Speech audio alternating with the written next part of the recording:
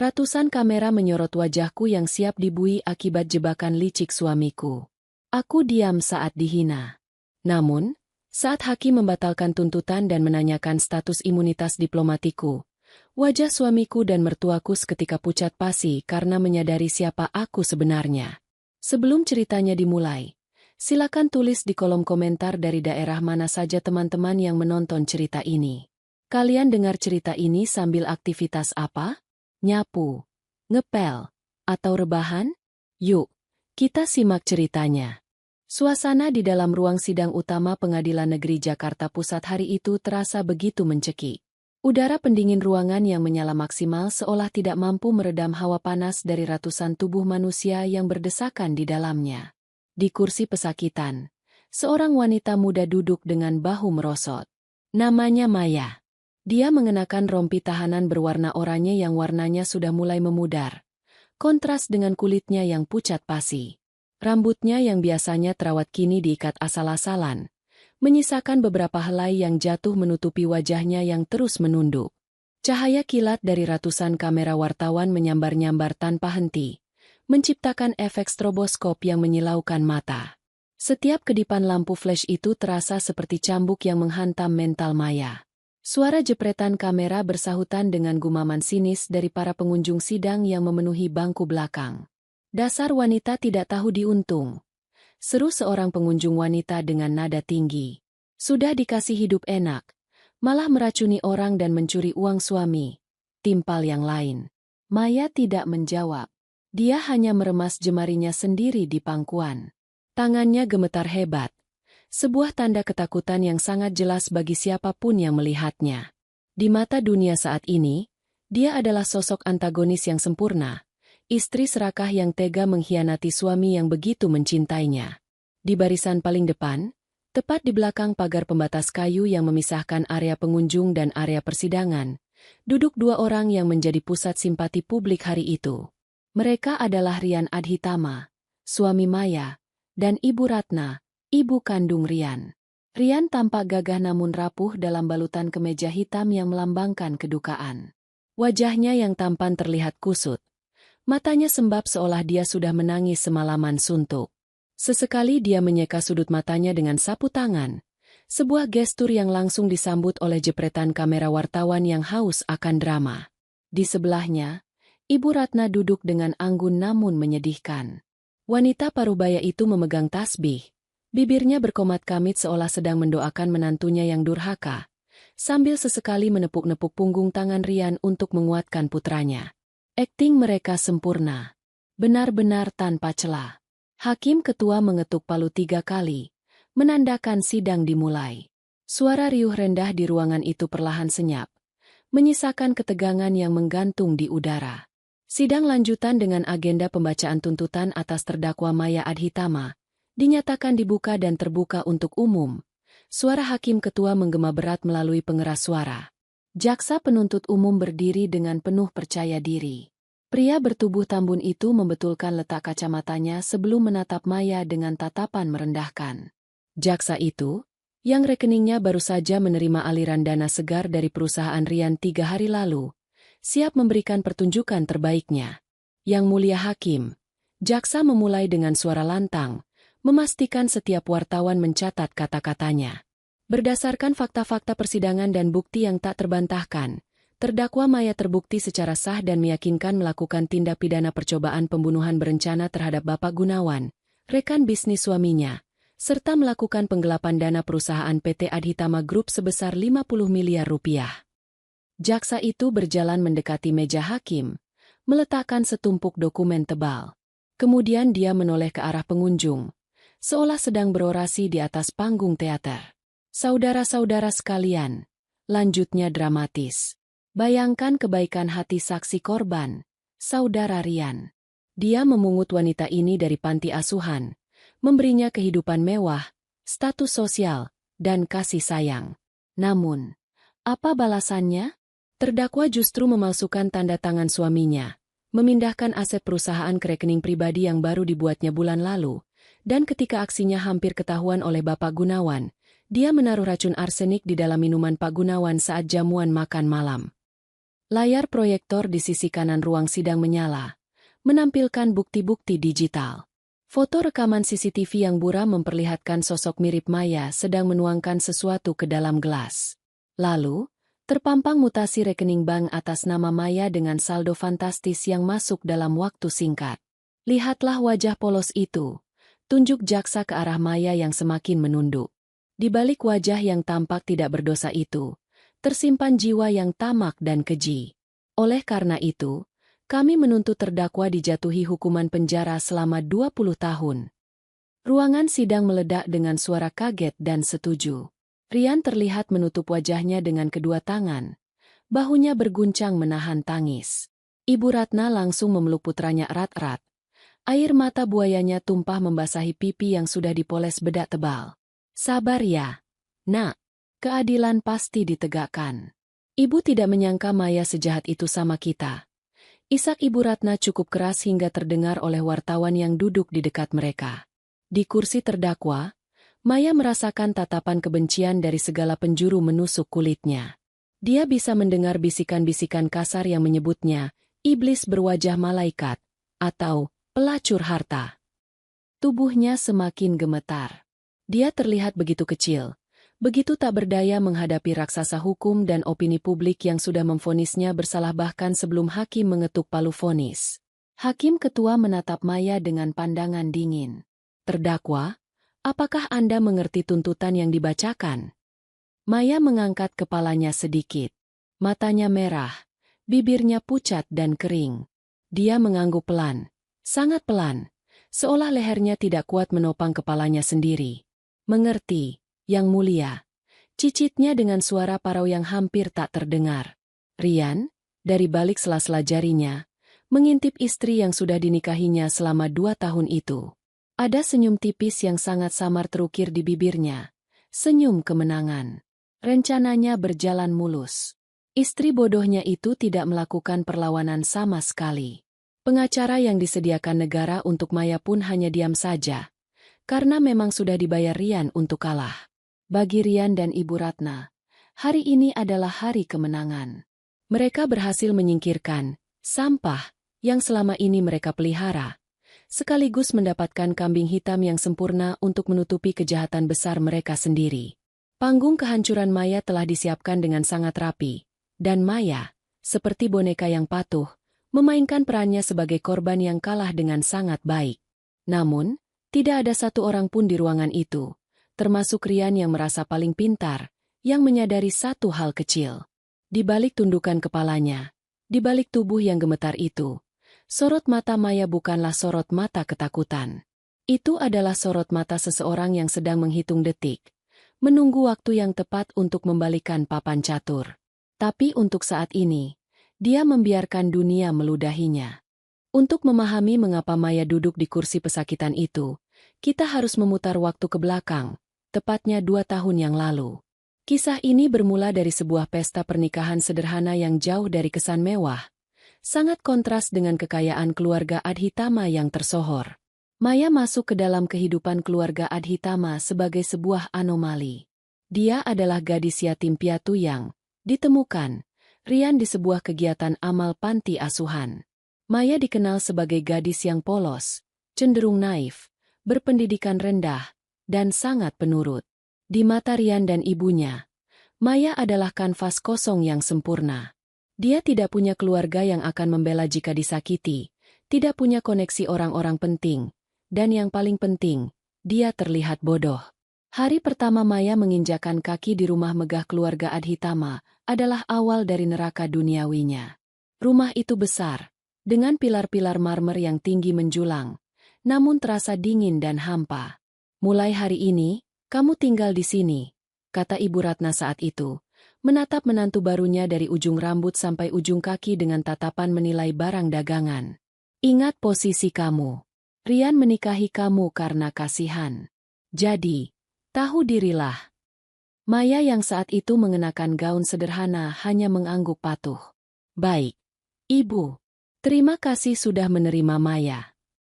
Penindasan itu tidak terjadi secara langsung, melainkan perlahan namun pasti. Minggu pertama, Semua asisten rumah tangga diberhentikan dengan alasan efisiensi.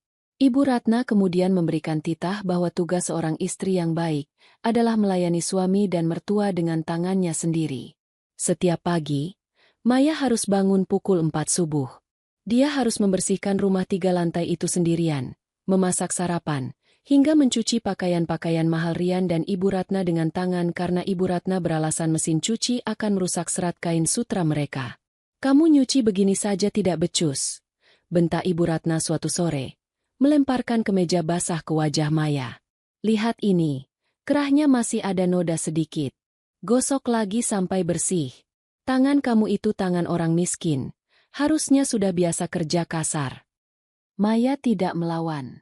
Dia memungut kemeja itu dengan tangan yang sudah keriput dan memerah, karena terlalu lama terendam air sabun keras. "Maaf, Ibu," Maya ulangi. Kekejaman Ibu Ratna hanyalah satu sisi dari mata uang penderitaan Maya. Sisi lainnya adalah Rian. Awal pernikahan, Rian masih bersikap manis, meski terasa dibuat-buat. Namun setelah 3 bulan, topeng itu mulai retak. Rian sering pulang larut malam dalam keadaan mabuk, dan Maya harus membersihkan muntahannya tanpa boleh mengeluh. Lebih parah lagi, Rian mulai berani membawa wanita lain ke rumah. Suatu malam, Rian pulang bersama seorang wanita cantik berpakaian minim. Mereka tertawa-tawa di ruang tamu, seolah Maya tidak ada di sana. "Rian, siapa dia?" tanya Maya pelan saat membawakan minuman. Rian menatap Maya dengan jijik. "Ini Siska, rekan kerja aku. Kami mau bahas proyek penting di kamar. Kamu jangan ganggu, tidur sana di kamar belakang." "Tapi ini sudah jam 12 malam. Lancang kamu ya?" bentak Rian. "Kamu itu cuma numpang di sini. Kalau bukan karena aku, kamu masih tidur di panti asuhan beralaskan tikar. Sudah, pergi sana." Siska, wanita simpanan itu, hanya tertawa meremehkan sambil menggelayut manja di lengan Rian. Maya menunduk, menahan air mata, dan berjalan mundur menuju kamar pelayan di belakang dapur yang kini menjadi tempat tidurnya. Maya menjalani hari-hari penuh siksaan mental dan fisik itu dengan kepatuhan yang luar biasa. Dia tidak pernah membantah, tidak pernah mencoba kabur, dan tidak pernah mengadu kepada siapapun, seolah-olah dia memang tidak punya tempat mengadu. Tetangga sekitar pun tidak ada yang tahu karena Maya dilarang keluar pagar rumah kecuali ditemani Ibu Ratna. Namun, di balik semua drama rumah tangga yang klise itu, ada sebuah rencana jahat yang jauh lebih besar dan mengerikan sedang dirajut oleh Rian dan ibunya. Keluarga Adhitama sebenarnya sedang berada di ambang kebangkrutan. Gaya hidup mewah mereka ditopang oleh utang yang menggunung. Jalan pintas yang mereka ambil adalah bekerja sama dengan kartel narkoba internasional untuk mencuci uang hasil penjualan obat-obatan terlarang. Mereka membutuhkan tumbal. Seseorang yang tidak memiliki latar belakang. Seseorang yang jika hilang atau dipenjara tidak akan ada yang mencari. Seseorang seperti Maya. 6 bulan yang lalu, rencana itu mulai dieksekusi. "Maya, tanda tangan di sini," perintah Rian suatu pagi, menyodorkan tumpukan dokumen tebal di meja makan. "Ini apa, Mas?" tanya Maya polos, memegang pulpen dengan ragu. "Ini pembukaan rekening tabungan masa depan dan beberapa aset properti. Aku mau kasih hadiah buat kamu, supaya kalau aku kenapa-napa, kamu punya pegangan. Tanda tangan saja semua yang aku tandai." Bohong Rian dengan wajah meyakinkan. Maya, dengan wajah berbinar haru, menandatangani puluhan lembar dokumen itu tanpa membacanya. "Terima kasih, Mas Rian. Mas baik sekali sama Maya." Ibu Ratna yang duduk di ujung meja tersenyum miring sambil menyeruput tehnya. Dalam hati, wanita tua itu menertawakan kebodohan menantunya. Tanpa Maya sadari, tanda tangan itu adalah vonis kematiannya sendiri. Dokumen itu berisi persetujuan pembukaan rekening untuk menampung aliran dana ilegal, pengalihan tanggung jawab perusahaan fiktif, hingga surat kuasa yang memberikan akses penuh pada Rian untuk mengelola akun tersebut atas nama Maya. Malam itu, di kamar utama, Rian dan Ibu Ratna merayakan keberhasilan tahap pertama rencana mereka dengan segelas anggur mahal. "Anak panti itu benar-benar bodoh," kekeh Ibu Ratna. Dia tanda tangan begitu saja tanpa tanya. Tenang saja, Bu. Sahut Rian sambil memutar gelas anggurnya. Sebentar lagi aliran dana 50 miliar dari kartel Kolombia akan masuk rekening atas nama dia. Begitu uangnya masuk, kita tarik tunai dan pindahkan ke akun offshore kita di Panama. Setelah itu, kita laporkan dia ke polisi atas tuduhan penggelapan dan pencucian uang. Lalu bagaimana dengan rencana pernikahanmu dengan putri Pak Menteri itu? Rian tersenyum licik. Begitu Maya dipenjara dan diceraikan, jalan aku menikahi Karina akan mulus. Dengan koneksi bapaknya Karina, bisnis, bawah tanah, kita akan semakin aman. Maya hanyalah batu loncatan yang akan membusuk di penjara seumur hidupnya. Mereka tertawa puas, membayangkan masa depan gemilang di atas penderitaan orang lain. Mereka tidak tahu bahwa setiap kata, setiap rencana, dan setiap kekejaman yang mereka lakukan terhadap Maya, sebenarnya sedang dicatat dalam sebuah buku besar pembalasan yang tidak pernah mereka duga. Maya, si gadis yatim piatu yang bodoh dan penurut itu, menyimpan rahasia yang jauh lebih gelap daripada kejahatan mereka. Selama 2 tahun ini, Maya telah memainkan peran terbaik dalam hidupnya. Dia membiarkan dirinya dihina, disuruh mencuci baju, dibentak, bahkan diselingkuhi di depan matanya sendiri. Semua itu dia telan bulat-bulat demi satu tujuan. Dia bukan sekadar korban. Dia adalah bom waktu yang sedang berdetak, menunggu saat yang tepat untuk meledakkan seluruh kebohongan keluarga Adhitama hingga tak bersisa. Saat Rian dan ibunya tidur nyenyak dalam keserakahan mereka, Maya seringkali terjaga, menatap langit-langit kamar pelayannya yang sempit dengan tatapan yang sama sekali berbeda. Tatapan dingin, tajam, dan mematikan. Kilas balik 2 tahun ini bukanlah kisah tentang seorang istri yang teraniaya, melainkan kisah tentang seekor serigala yang menyamar menjadi domba di tengah kawanan hiena, sabar menunggu leher mangsanya terbuka lebar untuk diterkam. Jam dinding di ruang tengah menunjukkan pukul 2 dini hari. Rumah megah keluarga Adhitama tenggelam dalam keheningan yang mencekam. Hanya terdengar suara dengkuran halus dari kamar utama di lantai 2. Di kamar itu, Rian tertidur pulas dengan mulut sedikit terbuka, lelah setelah seharian merayakan keberhasilan rencana jahatnya bersama ibunya. Di matanya, dunia sudah berada dalam genggamannya. Dia merasa sebagai raja yang tak tersentuh. Namun, di kamar pelayan yang sempit dan pengap di bagian belakang rumah, sebuah transformasi drastis sedang terjadi. Maya, yang sepanjang hari terlihat menangis sesenggukan dan gemetar ketakutan di hadapan mertuanya, kini duduk tegak di tepi ranjang. Tidak ada lagi air mata. Tidak ada lagi bahu yang merosot karena beban hidup. Wajahnya yang tadi terlihat bodoh dan pasrah, kini berubah total. Sorot matanya tajam, dingin, dan penuh perhitungan. Layaknya seekor predator yang sedang mengamati mangsanya dari kegelapan. Postur tubuhnya tegap, memancarkan aura dominasi yang selama 2 tahun ini ia kubur dalam-dalam. Maya, atau lebih tepatnya, Agen Lara, menghela napas panjang. Dia meregangkan otot lehernya yang kaku karena seharian harus menunduk. 2 tahun, gumamnya pelan. Suaranya jernih dan tegas.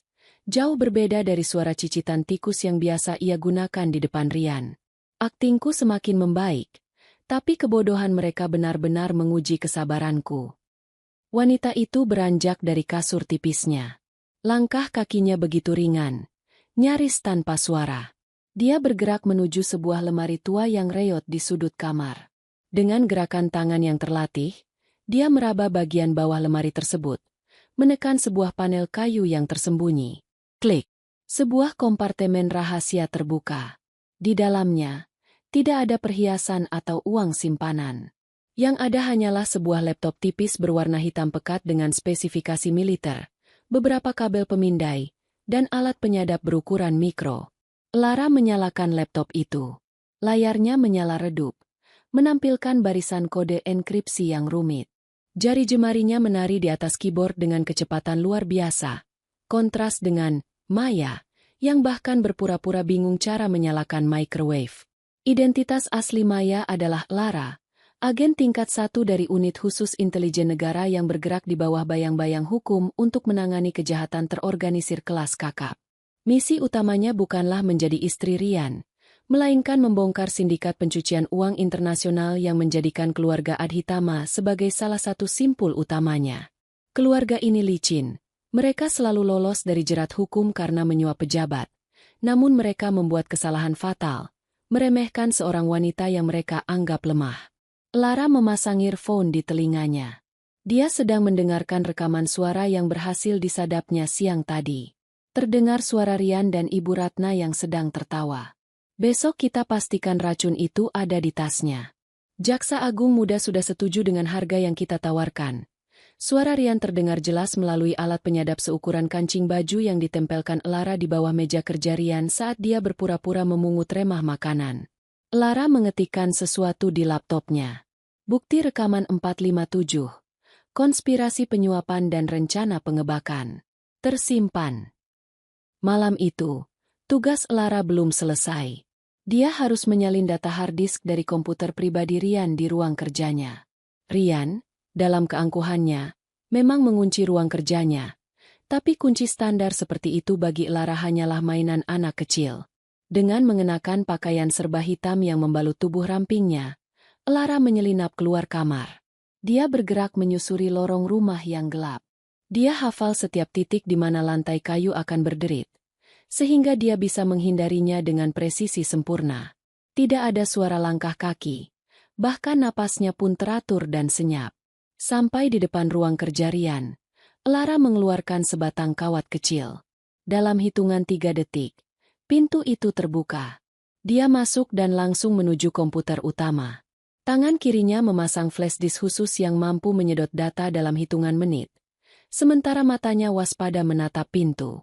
Layar komputer menampilkan progres bar penyalinan data. 50%. 70%. Tiba-tiba, terdengar suara langkah kaki berat di lorong.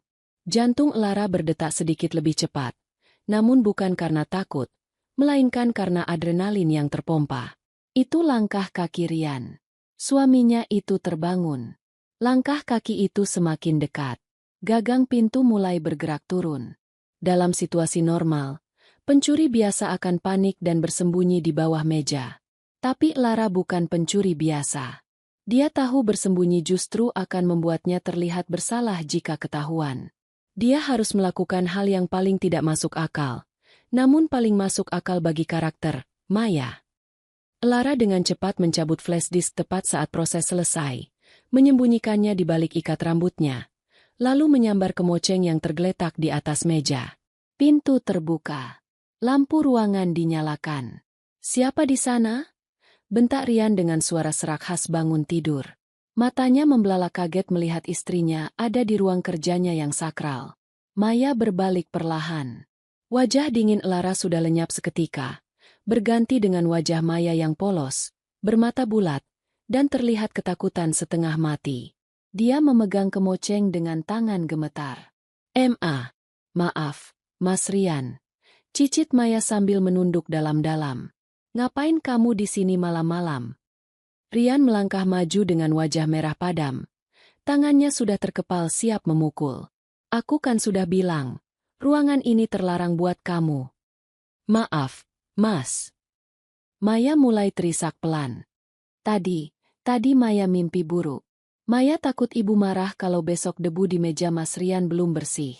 Jadi Maya pikir, Maya bersihkan sekarang saja biar besok ibu senang. Rian tertegun sejenak. Alasan itu begitu bodoh, begitu menyedihkan, dan begitu khas Maya. Dia mendengus kasar. Rasa curiganya menguap digantikan rasa jijik dan superioritas. Dia melihat istrinya yang gemetar memegang kemoceng di jam 3 pagi hanya karena takut dimarahi ibunya. "Dasar perempuan gila," umpat Rian sambil menoyor kepala Maya. "Otak kamu itu isinya cuma nyuci sama nyapu ya? Sampai tengah malam pun yang dipikirin cuma debu. Bikin kaget saja." "Maaf, Mas. Jangan pukul Maya." Mohon Maya dengan air mata buatan yang mengalir sempurna. "Keluar sana. Bikin hilang ngantuk saja," usir Rian kasar. Dia bahkan tidak mengecek komputernya karena dia yakin Maya tidak akan paham cara menyalakannya, apalagi meretasnya. Maya mengangguk patuh dan buru-buru keluar dari ruangan itu. Namun, Begitu pintu tertutup di belakangnya dan Rian kembali mematikan lampu, senyum miring tersungging di bibir Maya. Sangat tipis, namun mematikan. Target berhasil dikelabui. Data aman. Batinnya. Dia kembali ke kamar pelayannya. Di sana, Lara melakukan ritual terakhir malam itu. Dia menyalakan lampu tidur pintar di samping kasurnya. Bagi orang awam, itu hanya lampu tidur biasa yang berkedip-kedip karena korsleting. Namun, kedipan itu memiliki pola ritmis. Panjang, pendek, panjang, panjang. Itu adalah kode Morse visual yang ditransmisikan melalui jendela kamarnya yang menghadap langsung ke sebuah gedung apartemen di seberang jalan, tempat tim pengawas Interpol bersiaga. Pesan yang dikirimkan Lara singkat namun padat. Bukti lengkap. Besok hari haji inisiasi protokol ekstraksi. Di seberang sana, seorang pengamat dengan teropong binokular mencatat pesan itu dan segera menghubungi markas pusat. Jaring perangkap sudah terpasang sempurna. Rian dan ibunya mengira mereka adalah dalang yang sedang mengatur pertunjukan boneka, tanpa menyadari bahwa boneka yang mereka mainkan sebenarnya memiliki mata yang merekam segalanya, dan tangan yang siap memotong tali kapan saja. Malam itu, Lara tidur dengan nyenyak untuk pertama kalinya dalam 2 tahun. Karena dia tahu, besok adalah hari di mana sandiwara ini akan berakhir. Hari yang ditunggu-tunggu itu tiba dengan suasana yang aneh. Sejak pagi, rumah keluarga Adhitama terasa lebih sibuk dari biasanya. Ibu Ratna terlihat sibuk menelepon sana-sini dengan nada suara rendah.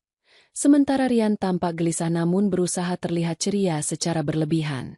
Bagi Maya, ini adalah babak terakhir dari naskah panjang yang ia mainkan. Dia tahu persis apa yang akan terjadi. Berdasarkan data yang ia sadap, hari ini adalah hari di mana Rian akan menjebaknya secara resmi. Sore itu, Rian mengajak Maya duduk di ruang tamu.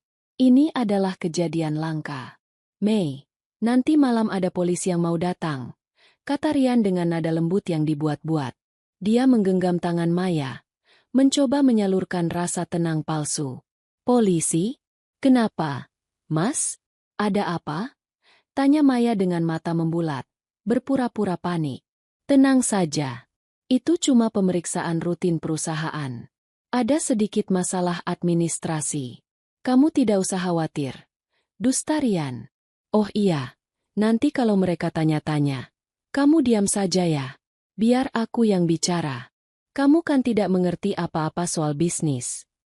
Iya, Mas. Maya takut sama polisi. Jawab Maya sambil meremas ujung bajunya. Saat Rian pergi ke dapur untuk mengambil minum, Maya melihat tas tangannya tergeletak di meja. Sudut matanya yang tajam menangkap gerakan Rian sebelumnya.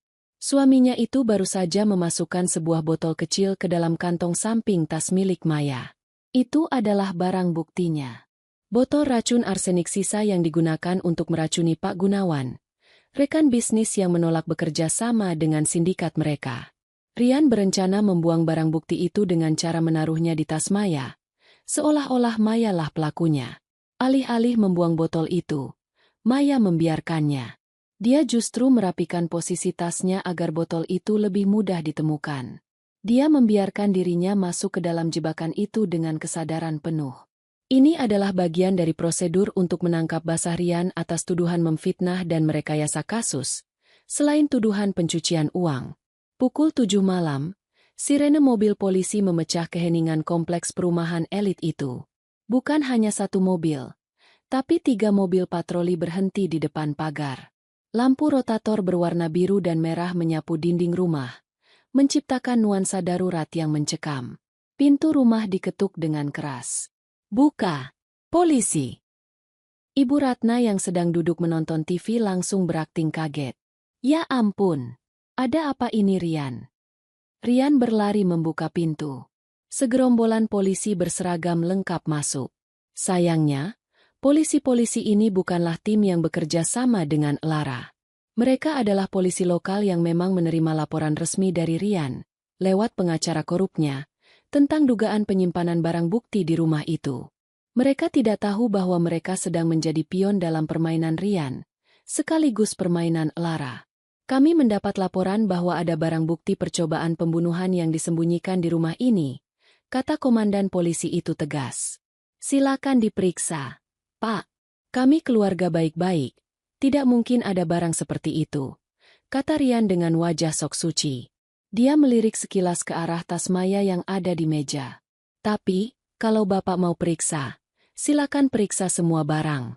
Termasuk punya istri saya. Polisi mulai menggeledah. Dengan arahan yang seolah, kebetulan, salah satu petugas membuka tas Maya. Komandan, saya menemukan sesuatu.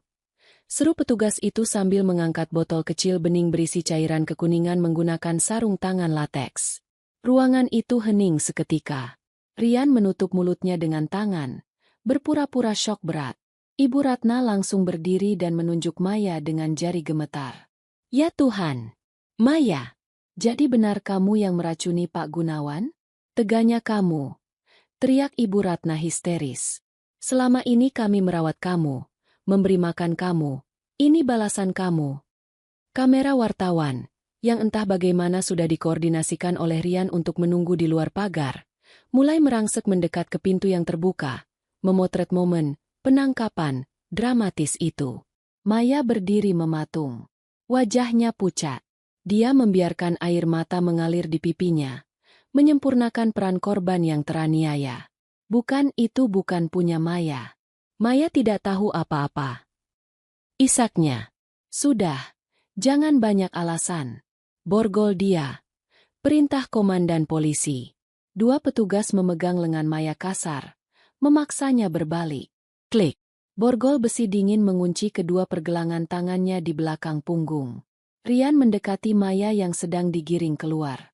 Dia menatap istrinya dengan tatapan yang bagi orang lain terlihat seperti suami yang kecewa, tapi bagi Maya, itu adalah tatapan penuh kemenangan yang mengejek.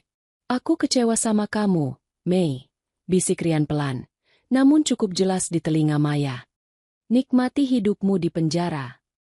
Saat itulah, untuk sepersekian detik, Maya mengangkat wajahnya.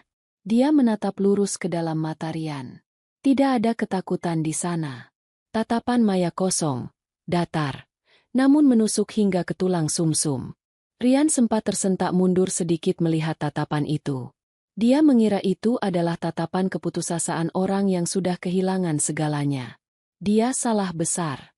Itu adalah tatapan seorang pemburu yang memastikan mangsanya sudah masuk sepenuhnya ke dalam kandang sebelum pintu dikunci. Saat digiring menuju mobil polisi di tengah sorotan lampu kamera wartawan yang menyilaukan, Maya melakukan satu gerakan kecil yang luput dari perhatian semua orang. Ibu jari tangannya menekan tombol tersembunyi di balik jam tangan murah berbahan karet yang melingkar di pergelangan tangannya. Jam itu bukan jam pasar loak seperti yang sering diejek Ibu Ratna. Itu adalah transponder darurat. Sinyal terkirim. Di markas komando taktis yang berjarak 5 km dari sana, sebuah lampu indikator di layar besar berubah dari merah menjadi hijau. Sinyal diterima. Lapor seorang operator. Agen Lara sudah dalam kustodi.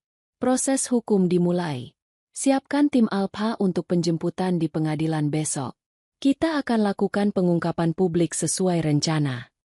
Maya dimasukkan ke dalam mobil polisi. Pintu ditutup. Dari balik kaca jendela yang gelap, dia melihat Rian dan Ibu Ratna berpelukan di teras rumah, dihibur oleh para tetangga. Mereka terlihat lega. Mereka pikir masalah mereka sudah selesai. Mereka pikir sampah telah dibuang ke tempatnya. Maya menyandarkan kepalanya ke jok mobil yang keras. Sudut bibirnya terangkat sedikit. Tertawalah selagi bisa. Rian, Ibu, batinnya dingin. Nikmati malam terakhir kalian tidur di kasur empuk. Karena besok, panggung persidangan itu bukan milik kalian. Panggung itu milikku. Mobil polisi melaju membelah malam, membawa Maya menuju sel tahanan sementara. Tapi bagi Lara, perjalanan ini bukanlah perjalanan menuju penjara, melainkan perjalanan menuju garis finish sebuah misi panjang yang melelahkan. Besok, topeng akan dibuka, dan badai yang sesungguhnya akan menghantam keluarga Adhitama tanpa ampun. Kembali ke ruang sidang yang pengap dan penuh sesak. Udara terasa semakin berat seiring detik-detik menuju pembacaan putusan sela. Ratusan pasang mata tertuju pada hakim ketua yang sedang membolak-balik berkas perkara dengan kening berkerut. Di kursi pesakitan, Maya masih menunduk, memainkan peran sebagai wanita yang hancur lebur mentalnya. Bahunya yang gemetar memancing rasa iba dari sebagian kecil pengunjung, namun mayoritas masih menatapnya dengan jijik. Di barisan depan, Rian Adhitama sudah melonggarkan dasinya sedikit. Dia merasa gerah, bukan karena suhu ruangan, melainkan karena ketidaksabaran. Dia ingin palu itu segera diketuk. Dia ingin mendengar hakim mengucapkan kalimat, terdakwa ditahan, dan aset disita. Di sampingnya, Ibu Ratna sudah menyiapkan tisu baru, bersiap untuk adegan menangis histeris babak kedua saat vonis dibacakan nanti. Saudara Jaksa Penuntut Umum, suara hakim ketua memecah keheningan. Apakah ada bukti tambahan yang ingin diajukan sebelum saya mengambil keputusan? Jaksa yang gemuk itu berdiri dengan senyum angkuh. Tidak ada, Yang Mulia. Bukti CCTV, rekam jejak transaksi bank, dan botol racun yang ditemukan di tas terdakwa sudah lebih dari cukup untuk membuktikan betapa keji dan berbahayanya wanita ini. Kami memohon agar majelis hakim segera menjatuhkan hukuman maksimal. Hakim mengangguk pelan. Dia baru saja akan membuka mulut untuk membacakan putusannya ketika tiba-tiba pintu utama ruang sidang didobrak dari luar. Brak! Suara dentuman pintu kayu jati yang berat itu membuat seluruh ruangan tersentak. Rian menoleh dengan kesal, mengira ada demonstran yang masuk. Wartawan yang tadinya mengantuk langsung sigap mengarahkan kamera ke pintu. Namun, yang masuk bukanlah demonstran, bukan pula pengacara terlambat. Dua orang petugas berseragam militer lengkap dengan baret merah melangkah masuk dengan tegap. Langkah kaki mereka yang mengenakan sepatu laras beradu keras dengan lantai marmer, menciptakan irama intimidasi yang instan. Mereka tidak membawa senjata laras panjang, namun aura yang mereka pancarkan jauh lebih menakutkan daripada polisi penjaga sidang biasa.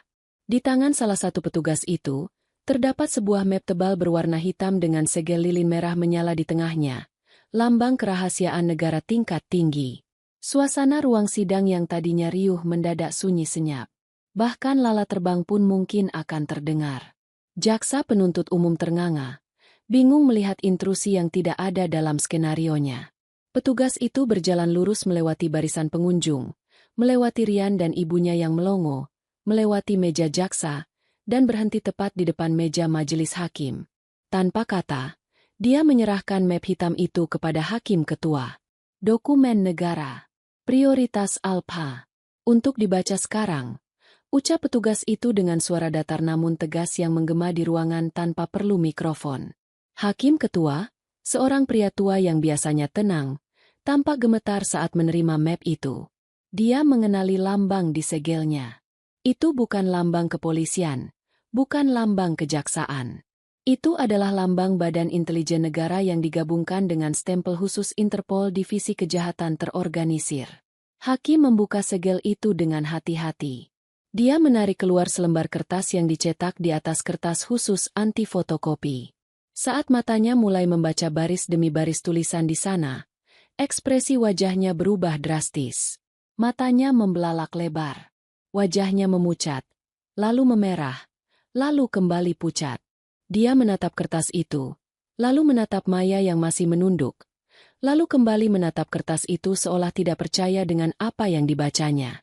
Keringat dingin mulai menetes di pelipis hakim ketua.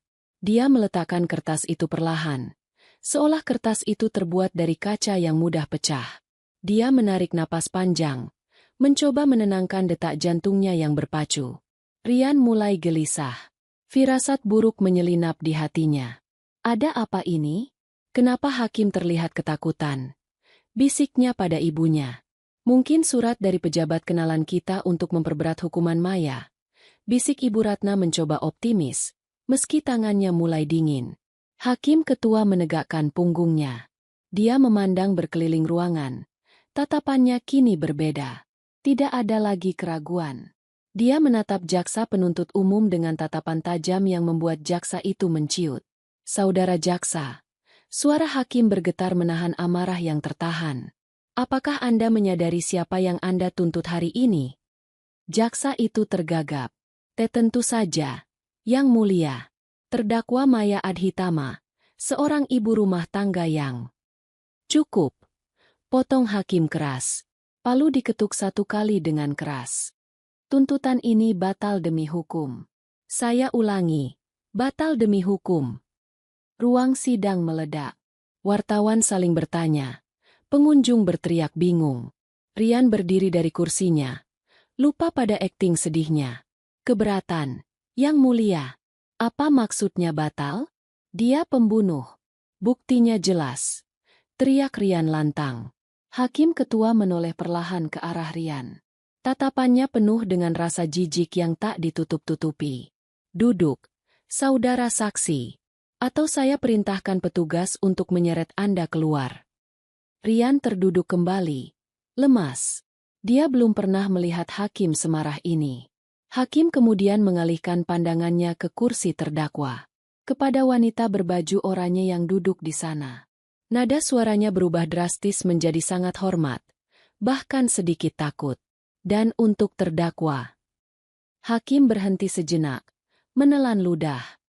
Atau haruskah saya panggil dengan sebutan yang tertera di dokumen ini? Komandan Lara? Nama itu menggantung di udara seperti petir di siang bolong. Rian mengerutkan kening. Lara? Siapa Lara? Hakim melanjutkan, mengabaikan kebingungan massa. Bisakah Anda jelaskan kepada pengadilan ini, mengapa sidik jari Anda terdaftar dalam database rahasia sebagai agen tingkat 1 dengan imunitas diplomatik penuh, dan bukan sebagai Maya, istri dari terdakwa? Jantung Rian berhenti berdetak sesaat. Wajahnya yang tadi merah karena marah kini berubah menjadi seputih kertas. Dia menoleh patah-patah ke arah istrinya. Ibu Ratna di sebelahnya menjatuhkan tasbih yang dipegangnya. Mulut wanita tua itu menganga. Tapi tidak ada suara yang keluar. Imunitas diplomatik? Agen tingkat 1? Komandan? Kata-kata itu berputar di kepala Rian. Tapi otaknya menolak memprosesnya. Maya. Istrinya yang bodoh? Istri yang tidak bisa membedakan mana lengkuas mana jahe? Istri yang menangis hanya karena dibentak soal cucian baju? Tidak mungkin. Desis Rian. Ini pasti salah. Hakim pasti sudah gila. Suasana hening yang mencekam kembali menyelimuti ruangan. Semua mata kini tertuju pada sosok di kursi pesakitan. Mereka menunggu jawaban. Mereka menunggu penyangkalan. Namun, yang terjadi selanjutnya adalah momen yang akan menghantui mimpi buruk Rian seumur hidupnya. Wanita yang mereka kenal sebagai Maya itu tidak menjawab dengan kata-kata cengeng. Dia tidak lagi gemetar. Perlahan, sangat perlahan, dia mengangkat kepalanya. Rambut yang menutupi wajahnya disibakkan ke belakang telinga dengan gerakan yang tenang dan elegan. Saat wajah itu terangkat sepenuhnya, Rian merasa seperti melihat orang asing. Itu wajah Maya. Tapi ekspresi itu bukan milik Maya. Tidak ada mata sembab. Tidak ada bibir gemetar. Yang ada hanyalah tatapan mata yang dingin, tajam, dan mematikan. Tatapan seorang predator puncak yang baru saja memutuskan untuk berhenti bermain dengan makanannya. Sudut bibirnya terangkat membentuk senyuman miring yang mengerikan. Terima kasih, Yang Mulia. Suara wanita itu terdengar jernih, berat, dan berwibawa. Sangat berbeda dengan suara cicitan Maya yang selama ini Rian dengar. Maaf membuat Anda menunggu lama untuk membuka amplop itu. Saya hanya ingin memastikan semua tikus berkumpul di satu lubang sebelum perangkap ditutup. Rian merasakan darahnya membeku. Dia mencengkeram lengan ibunya dengan kuat. Bu, itu bukan Maya. Ibu Ratna hanya bisa gemetar. Menatap sosok menantunya yang kini terlihat seperti raksasa yang siap menginjak mereka. Ketakutan purba merambat naik dari ujung kaki ke ulu hatinya. Sandiwara mereka telah hancur. Digantikan oleh realitas yang jauh lebih menakutkan daripada penjara sekalipun. Transformasi itu terjadi dalam hitungan detik. Namun efeknya membekukan waktu. Maya, atau kini, Komandan Lara, berdiri dari kursi terdakwa. Gerakannya bukan gerakan orang yang sedang diadili. Dia berdiri dengan postur tegap sempurna. Bahu ditarik ke belakang, dagu diangkat tinggi.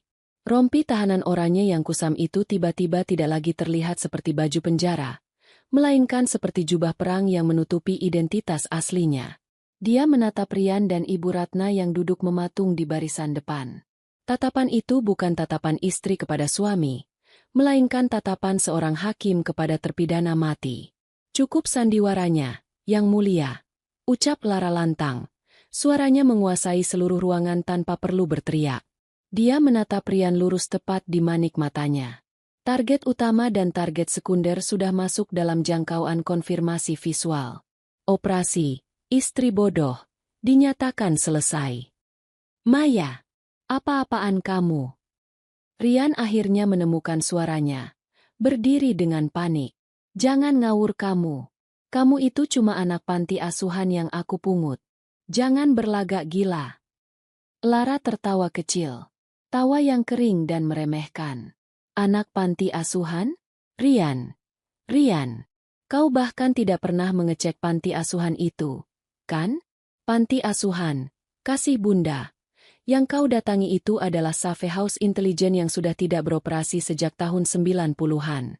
Kau terlalu sibuk merasa hebat sampai lupa melakukan riset dasar." Sebelum Rian sempat membalas, Lara mengangkat tangan kanannya ke udara, lalu mengepalkan tinjunya. Itu adalah sinyal taktis. Braak. Kali ini bukan pintu depan yang terbuka, melainkan pintu samping dan pintu belakang ruang sidang yang didobrak secara bersamaan. Kaca jendela di lantai atas pecah berhamburan saat tali-tali rapeling meluncur turun. "Suat!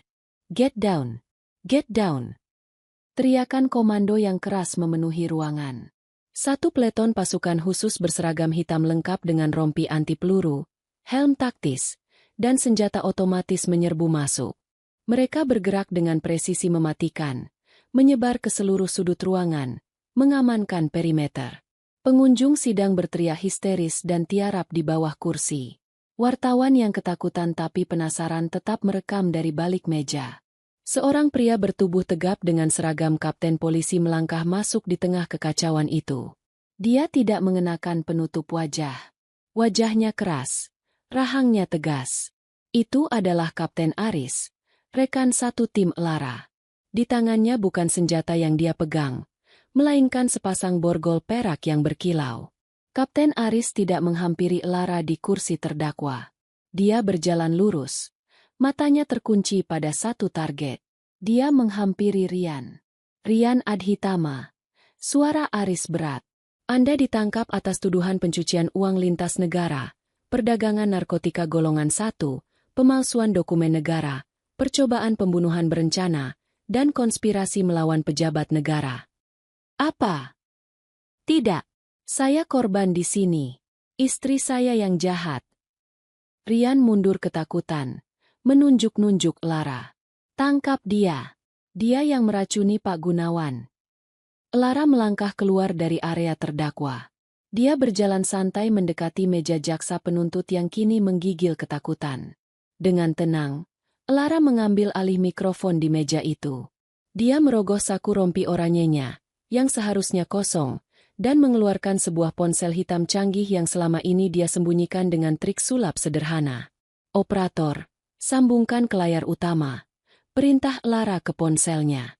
Layar proyektor besar di ruang sidang berkedip, lalu menampilkan sebuah video dengan kualitas definisi tinggi. Video itu memperlihatkan ruang kerja Rian. Terlihat jelas Rian sedang duduk di mejanya, berbicara dengan seseorang di telepon. "Tenang saja, Pak Jaksa, sudah saya suap 2 miliar. Rekening Maya sudah saya isi dana dari kartel Kolombia. Begitu dia masuk penjara, kita habisi dia pelan-pelan di dalam sel biar terlihat seperti bunuh diri." Suara Rian di video itu terdengar jernih, tanpa distorsi. Penonton sidang terkesiap. Wartawan langsung mengarahkan kamera ke layar. Video berganti. Kali ini menampilkan Ibu Ratna di dapur, sedang menuangkan bubuk putih ke dalam botol kecil, botol yang sama yang dijadikan barang bukti. Sedikit saja arseniknya. Jangan sampai mati langsung. Biar dia sakit perut dulu saat makan malam. Jadi tuduhannya percobaan pembunuhan. Kalau mati langsung nanti polisi curiga. Gumam Ibu Ratna di video itu sambil tersenyum keji. Wajah Ibu Ratna di kursi pengunjung berubah menjadi abu-abu. Dia merasa dunia berputar. Lututnya lemas, dan dia ambruk kembali ke kursi. Napasnya tersengal-sengal. Itu editan. Itu bohong, jeritnya parau. Lara berdiri di tengah ruangan, menatap mertuanya dengan pandangan merendahkan. Kamera pengintai mikro, Bu Ratna, terpasang di bros yang sering ibu pakai, di lampu dapur, dan di kancing kemeja Rian. Kalian pikir saya membersihkan rumah setiap hari karena saya rajin? Saya sedang memetakan setiap inci rumah itu untuk memasang bag. Rian menggelengkan kepalanya. Air mata ketakutan mulai mengalir. Siapa kamu sebenarnya? Tanyanya lirih. Suaranya pecah. Maya, kamu cinta aku kan? Kita sudah menikah 2 tahun. Lara tertawa lagi. Kali ini tidak ada humor sama sekali dalam tawanya. Dia mendekati Rian, menatapnya dari jarak yang sangat dekat. Rian bisa melihat pantulan wajahnya yang hancur di mata Lara yang bening dan dingin. Cinta. Lara memiringkan kepalanya. Rian, dengar baik-baik. Tugas saya adalah observasi dan infiltrasi. Emosi adalah variabel yang tidak ada dalam kamus misi saya. Setiap kata, sayang, setiap pelukan, setiap kali aku memijat kakimu sepulang kerja, itu semua adalah naskah. Naskah yang kubuat agar kau merasa aman dan menandatangani dokumen-dokumen ilegal itu di depan mataku. Lara mencondongkan tubuhnya, berbisik tepat di telinga Rian. Kau tidak pernah menikahi Maya. Maya tidak pernah ada. Kau menikahi hantu yang dikirim untuk menghancurkanmu. Borgol mereka, perintah Kapten Aris. Petugas SWAT langsung menyergap Rian dan Ibu Ratna. Rian meronta-ronta, berteriak-teriak memanggil pengacaranya, tapi tidak ada gunanya. Dia dibanting ke lantai. Tangannya ditarik paksa ke belakang punggung. Suara klik borgol terdengar seperti musik terindah di telinga para pengunjung sidang yang kini mulai bersorak mencemooh keluarga Adhitama. Penipu! Pembunuh! Teriak pengunjung. Ibu Ratna diseret keluar sambil menangis meraung-raung, memohon ampun pada Maya. Maya! Tolong ibu! Nak! Ibu hilaf! Maya! Lara tidak menoleh sedikit pun. Dia berdiri tegak, memunggungi mantan, keluarganya, yang sedang diseret menuju kehancuran mereka. Dia melepas ikatan rambutnya, membiarkan rambut panjangnya tergerai indah. Dia melepas rompi oranye tahanan itu dan melemparkannya ke lantai dengan jijik, memperlihatkan kemeja taktis hitam ketat yang dia kenakan di baliknya. Kapten Aris menghampiri Lara, tersenyum bangga. Akting yang brilian, Komandan. Oscar layak diberikan padamu. Lara menghela napas panjang, seolah melepas beban berat yang menumpuk selama 2 tahun. Aku butuh kopi, Riz. Kopi hitam, tanpa gula. Menjadi istri bodoh selama 730 hari membuat otakku terasa tumpul. Semua aset Adhitama sudah dibekukan semenit yang lalu. Jaringan kartel mereka di pelabuhan juga sedang digerebek sekarang, lapor Aris. Lara mengangguk. Dia melihat ke arah hakim yang masih bengong di kursinya. Yang mulia, kata Lara sambil memberi hormat singkat ala militer. Maaf atas kekacauan ini. Ruang sidang ini sekarang adalah TKP. Tim saya akan mengambil alih. Tanpa menunggu jawaban, Lara berbalik dan berjalan menuju pintu keluar, diiringi oleh tatapan kagum dan takut dari seluruh orang di ruangan itu. Di belakangnya, layar proyektor masih menampilkan bukti-bukti kejahatan Rian, menjadi latar belakang runtuhnya sebuah dinasti kecil yang dibangun di atas keserakahan, yang hancur lebur hanya karena mereka salah memilih lawan. Sandiwara telah berakhir. Tirai ditutup. Dan sang nyonya tanpa nama, Mrs. Nobody, berjalan keluar dari panggung kemenangan menuju misi selanjutnya. 24 jam setelah kekacauan di ruang sidang, suasana telah berubah total. Tidak ada lagi kilatan lampu kamera, tidak ada lagi sorak-sorai pengunjung, dan tidak ada lagi kemewahan palsu yang selama ini melekat pada sosok Rian Adhitama. Lokasi kini berpindah ke lantai bawah tanah markas besar kepolisian, di sebuah ruangan berukuran 3x3 meter yang dikenal sebagai ruang interogasi khusus. Dindingnya dilapisi busa peredam suara berwarna abu-abu kusam. Satu-satunya sumber cahaya berasal dari lampu neon panjang yang berdengung lirih di langit-langit, menciptakan bayangan-bayangan panjang yang menakutkan. Di tengah ruangan, sebuah meja besi yang dipaku ke lantai menjadi pembatas antara dua dunia. Rian duduk di sana. Penampilannya hancur lebur. Kemeja hitam mahal yang dipakainya kemarin kini kusut dan berbau keringat dingin. Rambutnya yang biasanya ditata rapi dengan pomade kini acak-acakan. Wajahnya yang tampan terlihat bengkak dan merah. Sisa-sisa tangisan histeris saat proses administrasi penahanan semalam. Kedua tangannya terborgol ke meja besi, membuatnya tidak bisa bergerak bebas. Dia terlihat seperti orang yang baru saja bangun dari mimpi buruk, hanya untuk menyadari bahwa kenyataan yang dihadapinya jauh lebih mengerikan. Dia menunggu. Setiap detak jarum jam di dinding terasa seperti palu godam yang menghantam kepalanya. Pintu besi berat di depannya terbuka dengan suara berdecit yang menyilu. Rian mendongak cepat, berharap melihat pengacaranya atau mungkin ibunya. Namun, harapan itu pupus seketika. Yang masuk adalah Lara. Wanita itu tidak lagi memakai baju tahanan oranye, tidak pula memakai daster lusuh yang biasa dipakainya saat menjadi Maya. Lara mengenakan seragam taktis lengkap berwarna hitam pekat.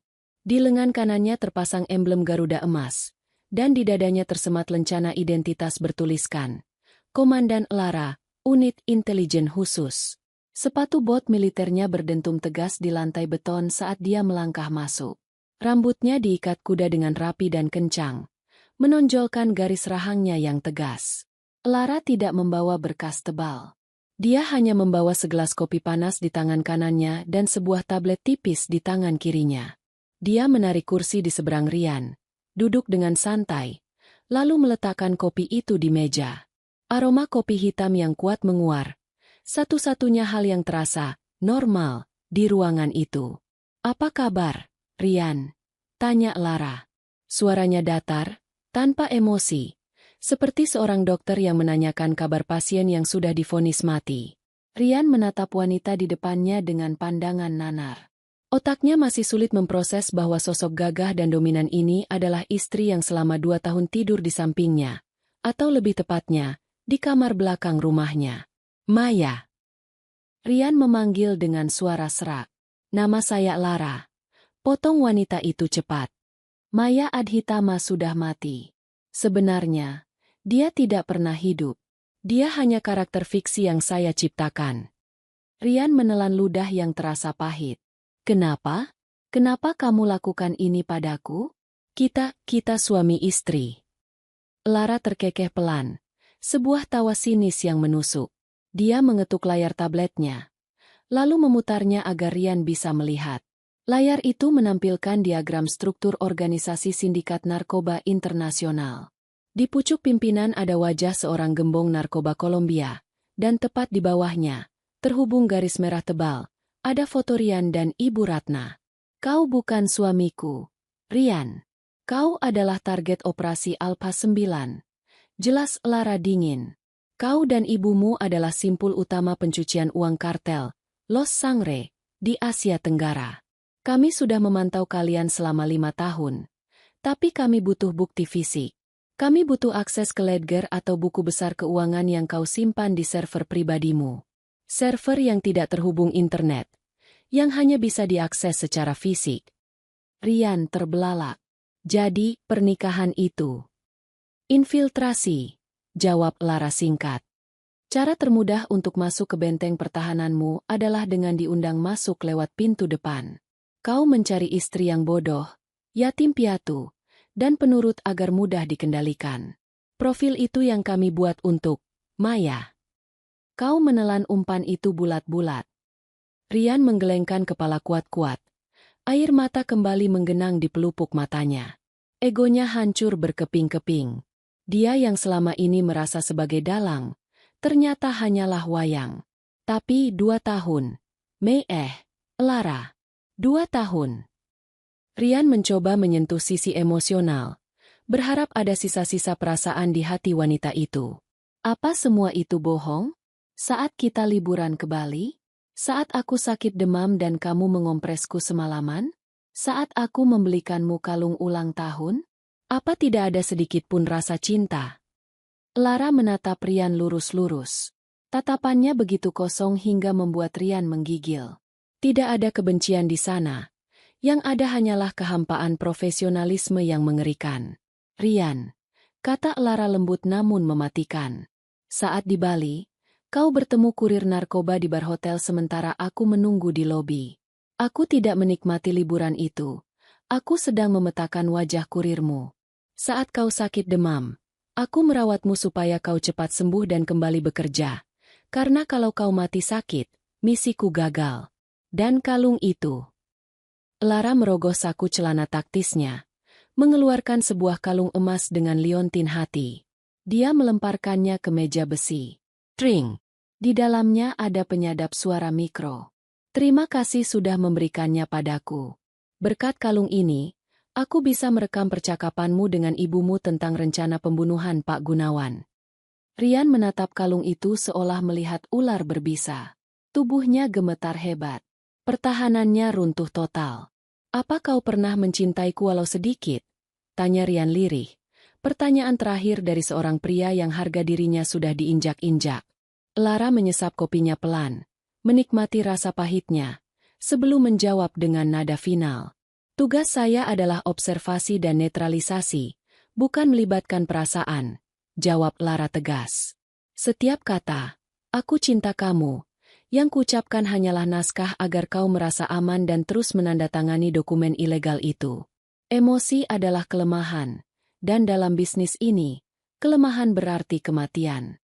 Kau kalah karena kau melibatkan emosi, keserakahan dan kesombonganmu. Rian menunduk dalam-dalam, bahunya berguncang. Dia menangis tanpa suara.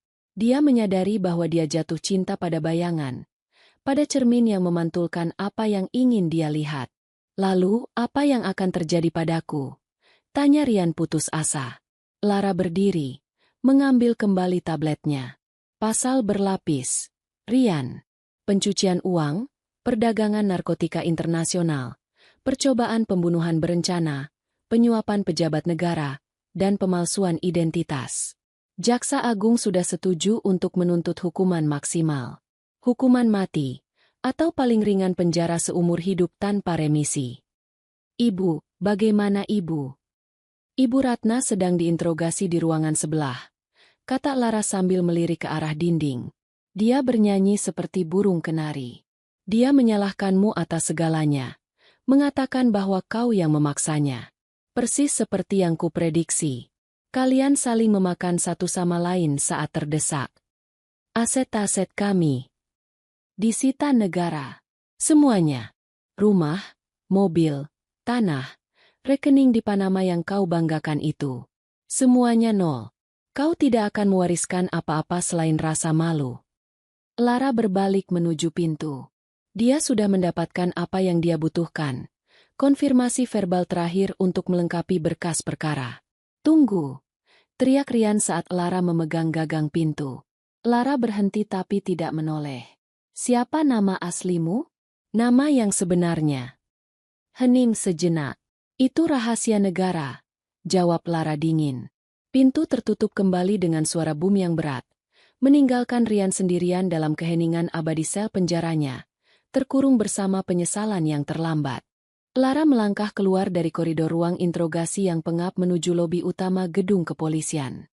Udara di luar sana terasa berbeda. Cahaya matahari sore menerobos masuk melalui pintu kaca lobi, menyilaukan mata yang sudah terbiasa dengan kegelapan ruang pengintaian. Di luar gedung, kerumunan wartawan masih bertahan. Mereka seperti semut yang mengerubungi gula. Berita tentang istri terdakwa yang ternyata agen intelijen telah meledak menjadi headline nasional, bahkan internasional. Semua orang ingin melihat wajah asli sang Mrs. Nobody. Komandan, lewat pintu samping saja, tawar seorang petugas jaga. Lara menggeleng sambil mengenakan kacamata hitam aviatornya. Tidak, biar mereka lihat. Ini peringatan buat penjahat kerah putih lainnya. Dia mendorong pintu kaca dan melangkah keluar. Klik, klik, klik. Ratusan blitz kamera menyala serentak. Pertanyaan-pertanyaan wartawan bersahutan seperti lebah yang marah. Bu Lara, bagaimana perasaan Anda? Apakah benar Anda menyamar selama 2 tahun? Apa komentar Anda tentang keluarga Adhitama? Lara tidak menjawab satu pun pertanyaan. Dia berjalan dengan tenang, dikawal oleh 4 anggota tim taktis yang membuka jalan di tengah lautan manusia. Wajahnya datar, profesional, tanpa senyum. Dia adalah personifikasi dari hukum yang tak tersentuh. Di dekat mobil dinas SUV hitam yang sudah menunggu dengan mesin menyala, seseorang berdiri bersandar di kap mobil. Itu Kapten Aris. Dia memegang 2 cup kopi dari kedai ternama di seberang jalan. Melihat Lara mendekat, Aris menegakkan tubuh dan tersenyum simpul. Kerja bagus di dalam sana, sapa Aris sambil menyodorkan salah satu kopi. Americano, triple shot, tanpa gula. Sesuai pesanan sang ratu drama. Lara menerima kopi itu dan langsung menyesapnya. Terima kasih, Riz. Kopi penjara rasanya seperti air cucian piring. Aku butuh kafein yang layak. Aris tertawa kecil. Dia memperhatikan rekannya itu. Dia tahu betapa beratnya misi ini. 2 tahun hidup dengan identitas palsu, tidur di samping musuh, menahan diri untuk tidak mematahkan leher orang-orang yang menghinanya setiap hari. Kau baik-baik saja? Tanya Aris. Nadanya berubah sedikit lebih serius dan hangat. Ada kekhawatiran yang tulus di matanya, melampaui kekhawatiran sesama rekan kerja. Lara menurunkan kacamata hitamnya sedikit, menatap Aris.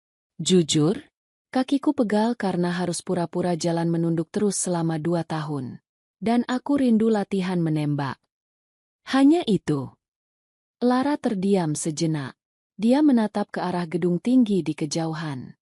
Sedikit aneh rasanya kembali menjadi diri sendiri.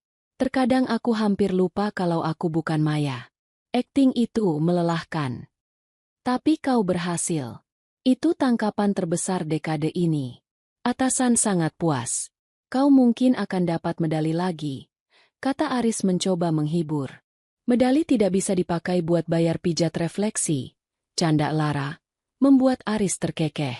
Chemistry di antara mereka terasa kuat namun profesional. Aris adalah satu-satunya orang yang tahu detail penderitaan Lara selama misi, karena dia adalah handler atau pengawas yang menerima laporan Lara setiap malam. Dia yang mendengar suara Lara bergetar menahan marah saat Ibu Ratna memaki-makinya lewat penyadap suara. Tiba-tiba, Lara merogoh saku celananya. Dia mengeluarkan sebuah benda kecil berkilauan. Cincin pernikahan.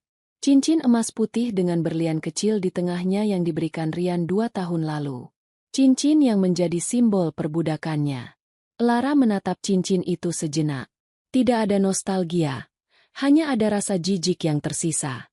Masih mau simpan itu sebagai kenang-kenangan? Tanya Aris. Lara menggeleng. Dia berjalan menuju tempat sampah besi yang ada di dekat pilar gedung. Kenangan adalah untuk hal-hal indah. Kapten, ini adalah sampah, ucap Lara. Dengan gerakan santai, dia menjentikan cincin itu ke udara. Cincin itu melayang sesaat, memantulkan sinar matahari sore, sebelum jatuh masuk ke dalam tong sampah dengan bunyi klontang yang nyaring. Lara tidak melihat ke belakang lagi. Dia kembali menghampiri Aris dan mobil dinasnya. Dia merasa lebih ringan. Belenggu terakhir, Maya, sudah dilepaskan. Jadi, kata Lara sambil membuka pintu mobil penumpang depan. Kemana kita sekarang? Markas. Aris masuk ke kursi pengemudi. Laporan debriefing bisa menunggu besok. Aku traktir makan malam dulu. Sate kambing? Kau pasti bosan makan makanan diet ala orang kaya di rumah Adhitama. Lara tersenyum tipis. Kali ini senyum yang tulus. Ide bagus. Tapi setelah itu, kita kembali kerja. Serius? Kau tidak mau ambil cuti? Liburan ke pantai mungkin? Tanya Aris tak percaya sambil mulai menjalankan mobil, membelah kerumunan wartawan yang perlahan minggir. Lara memasang kembali kacamata hitamnya, menyandarkan punggungnya di jok mobil yang nyaman. Dia melihat jalanan Jakarta yang macet lewat jendela. Pantai membosankan, Kapten, jawab Lara santai. Dan liburan terbaik buatku adalah melihat bajingan lain memakai baju oranye. Dia menoleh ke arah Aris. Tatapannya tajam penuh semangat. Kapten, kirim berkas target selanjutnya ke tabletku sekarang. Aku butuh liburan dengan cara menangkap bajingan lain. Kudengar ada kasus korupsi dana bansos yang belum terpecahkan, kan? Aris menggelengkan kepala sambil tertawa kagum. Kau memang gila kerja, Komandan. Baiklah, berkas dikirim.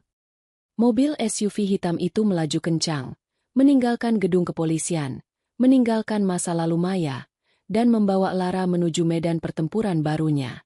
Karena bagi Mrs. Nobody, kedamaian bukanlah saat dia berhenti, melainkan saat keadilan telah ditegakkan. Tamat. Tamat. Tamat. Tamat.